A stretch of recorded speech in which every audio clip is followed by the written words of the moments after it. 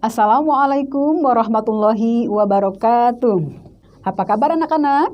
Semoga kalian dalam keadaan sehat walafiat, tetap semangat dan ceria. Selamat datang kembali di media edukasi SDIT Raudatul Jannah.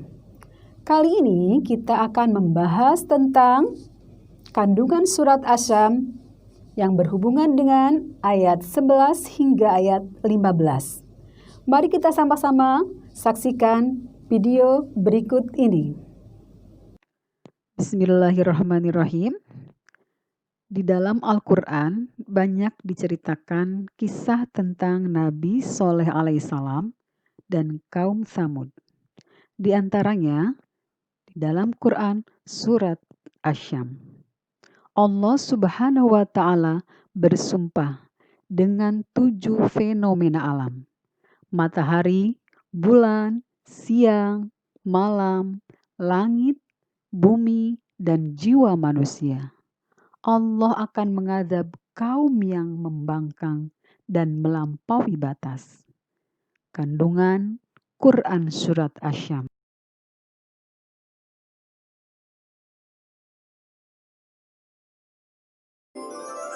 Kisah Nabi Saleh alaihi salam.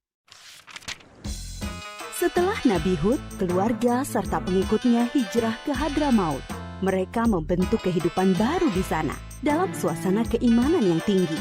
Sebagian anak keturunan mereka bermigrasi ke utara, ke daerah Hijaz. Di sana mereka membuat pemukiman baru dan berkembang turun-temurun. Bangsa baru ini dikenal sebagai bangsa Tsamud atau kaum Tsamud. Pada mulanya, kaum Tsamud menarik pelajaran berharga dari pengalaman buruk kaum Ad. Karena itu mereka beriman kepada Allah Subhanahu wa Ta'ala. Mereka hidup dalam kedamaian dan ketaatan kepada Allah. Tetapi setelah beratus-ratus tahun berjalan, kejayaan membuat mereka menjauh dari ketakwaan kepada Allah. Mereka, terutama pembesar-pembesarnya, mulai angkuh. Penindasan kepada orang-orang miskin dan lemah di antara mereka. Kebohongan, kecurangan menjadi biasa bagi mereka. Kaum Tsamud juga mulai menyembah berhala dan diteruskan turun-temurun oleh anak cucu mereka. Mereka melupakan ajaran Allah dan menuruti bujukan setan. Allah tidak membiarkan manusia dalam kesesatan tanpa ada petunjuk. Karena itu, Allah memilih Saleh untuk menjadi utusan bagi kaum Tsamud.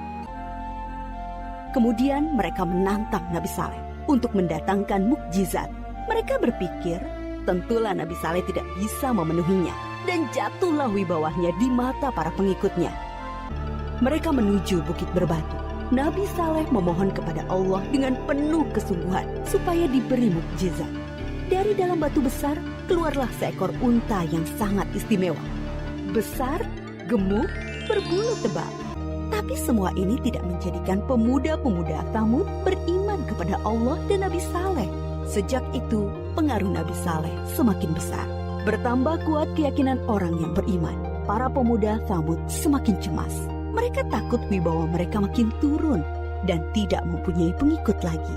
Maka mereka mengadakan rapat rahasia untuk menghentikan dakwah Nabi Saleh. Mereka sepakat untuk membunuh unta mukjizat itu. Para pemuda Tsamud menyuruh 9 orang untuk membunuh unta itu. Mereka ini adalah para penjahat yang dikenal berani dan kejam. Bersama-sama mereka membunuh unta. Ada yang memanah dan seorang menyembelihnya. Pemuda Tsamud mengumumkan pembunuhan unta itu dengan congkaknya. Mereka berpikir dakwah Nabi Saleh akan terganjal. Tentu banyak orang beriman yang akan meninggalkannya karena mukjizat yang sudah tidak ada. Masyarakat sangat sedih dan ketakutan mendengar kabar itu. Hai Saleh, kami telah membunuh untamu. Datangkanlah azab yang kau ancamkan kepada kami. Kalau tidak, pasti kau pembohong besar. Kalian diberi waktu 3 hari untuk bersenang-senang di rumah kalian. Setelah itu, azab dari Allah pasti akan datang. Dengan penangguhan waktu 3 hari, diharapkan banyak orang yang menyesali dan bertaubat kepada Allah, serta menjadi orang yang beriman. Tetapi orang-orang kafir itu tetap dalam keangkuhannya. Akhirnya mereka merencanakan membunuh Nabi Saleh. agar azab itu tidak jadi datang. Mereka mengutus kembali 9 orang yang telah membunuh unta untuk membunuh Nabi Saleh. Tetapi niat mereka digagalkan oleh Allah. Kesembilan orang itu mati ditimpa batu dari langit ketika menuju rumah Nabi Saleh. Nabi Saleh dan pengikutnya kemudian hijrah ke Palestina. Setelah 3 hari berlalu, terdengar suara sangat keras menggelegar dari langit. Petir menyambar dan bumi berguncang karena gempa dahsyat. Semua orang kafir itu mati mengenaskan. Kaum Tsamud dibinasakan oleh Allah dengan azab yang singkat tapi dahsyat. Baiklah anak-anak, karena kita sudah menyaksikan cuplikan video dan kandungan surat Asyam, maka kita akan lanjutkan membaca dan menghafal surat Asyam, ayat ke-11 sampai dengan ayat 15. Konsentrasi penuh ya, jangan lupa dibaca dengan baik. A'udzu billahi minasy syaithanir rajim. Bismillahirrahmanirrahim. Kadzabat Samud bitaghwaha. Kaum Samud telah mendustakan Rasulnya karena mereka melampaui batas. Jadi kita sudah lihat cuplikan tadi bahwasannya kaum Samud tidak menuruti perintah Allah melalui Nabi Shalih alaihissalam. Idzim ba'atha ashqaha. Ketika bangkit orang yang paling celaka di antara mereka. Dan di antara mereka itu ada yang ingin mencelakai Nabi Shalih alaihissalam. Karena tidak suka dan tidak menginginkan kehadiran Nabi Shalih alaihissalam. Sehingga pada malam hari mereka bersembilan mengintai Nabi Shalih. Karena jika di siang hari tidak berani. Faqala lahum Rasulullahi naqatallahi wa suqyaha. Lalu Rasul Allah Shalih berkata kepada mereka, biarkanlah unta betina dari Allah ini dengan minumannya. Jadi kaum Samud sudah diberikan unta betina yang sangat besar.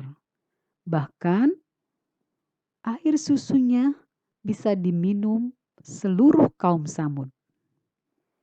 Akan tetapi ada persyaratannya. Jika unta itu sedang minum, maka tidak boleh diminum air susunya. Tetapi kaum Samud mengingkari itu. Bahkan ia ingin membunuh Nabi Shalih alaihissalam dan untanya. Fakadzabuhu fa'aqaruha fadamdama 'alaihim rabbuhum bidambihim fasawwaha. Namun mereka mendustakannya dan menyembelihnya. Karena itu Tuhan membinasakan mereka karena dosanya. Lalu diratakannya dengan tanah.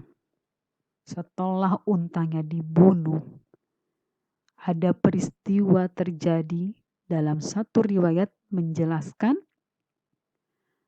orang-orang Samud yang kafir wajahnya berupa kuning warnanya.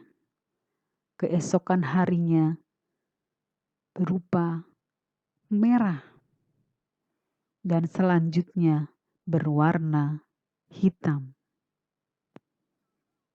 Setelah itu Allah mengutus malaikat Jibril untuk menjerit. Sehingga telinga para kaum Samud sangat terganggu dengan jeritan malaikat Jibril yang berbentuk gempa bumi, sehingga semua hancur di dalam rumah mereka masing-masing. Wala yakhafu uqbaha, dan dia tidak takut terhadap akibatnya. Shadaqallahul azim. Yuk kita murojaah surat Asy-Syams. Alhamdulillahirrabbilalamin. Demikian video pembelajaran kali ini. Semoga bermanfaat. Ibu ucapkan terima kasih. Wassalamualaikum warahmatullahi wabarakatuh.